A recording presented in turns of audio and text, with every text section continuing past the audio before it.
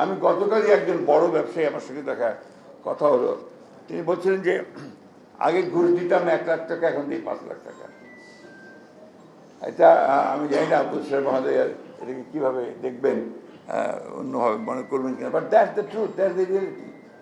পুলিশের কোনো পরিবর্তনই হয়নি, বরঞ্চ তারা আরও সুযোগ নিয়ে, যে একবার বলে যে মিলিটারির কাছে যাও, আরেকবার বলে যে কোর্টে যাও, এভাবে পুলিশ তার দায়িত্ব এড়িয়ে যাওয়ার চেষ্টা করছে।